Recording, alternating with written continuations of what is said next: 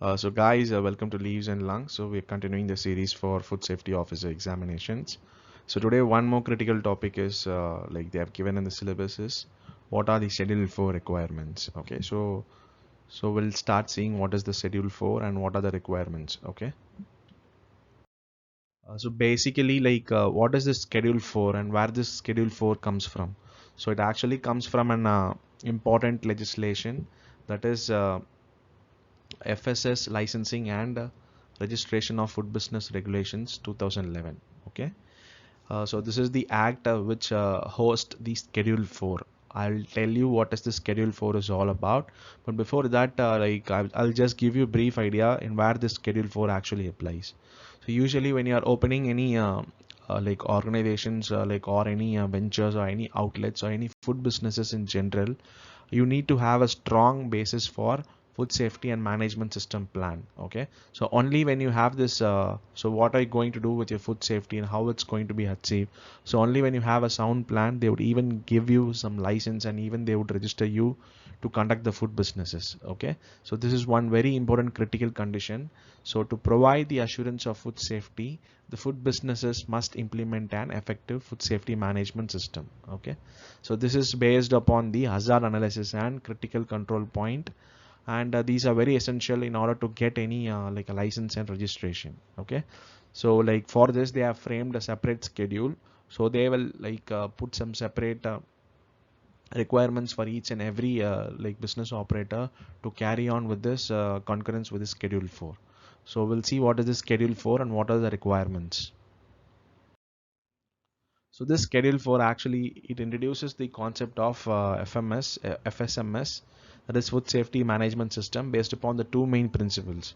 Okay, one is how you keep your places clean and how you manufacture and how the way it's been manufactured.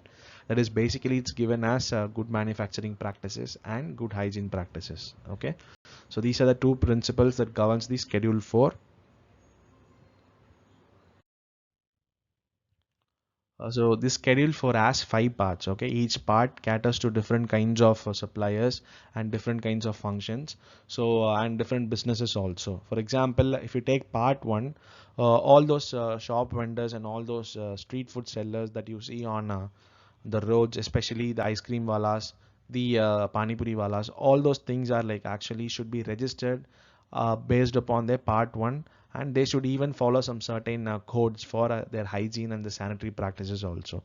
So only after conforming to those general hygienic and sanitary practices they even should apply for registration. So what are the things that should be followed by them is given in part 1. Okay, so this is all about the part 1 of schedule 4. And there is part 2. If you're applying for any licenses that is deals with the manufacturing or processing or packaging or storage of food and distribution, then this general hygienic and sanitary practices for those people are given in part 2. Okay, so part 2 is about the licenses to manufacture, processing, packaging, storing. So basically it deals with the logistic aspect of food distributions and food storage and everything. Okay, so this is part 2 all about. Okay, so this is very short topic, but it's very critical for your understanding for your exams also. So part three, if you are applying for any, if you are in order to get any licenses for milk and milk products, say for example, if you are opening up a milk parlor or milk booth, then there is some sanitary practices and there is some hygienic practices that you should follow. So these are kept under part three. Okay, so guys, this is very critical because they have asked previous question on part four license, that is for slaughterhouse and meat processing. So they we could expect a question on this thing for surely. If you know this part 5, 1, 2, 3 and 4 and 5, then it's very good for you to easily, at least if the question comes from this part, you can get at least one get corrected from this.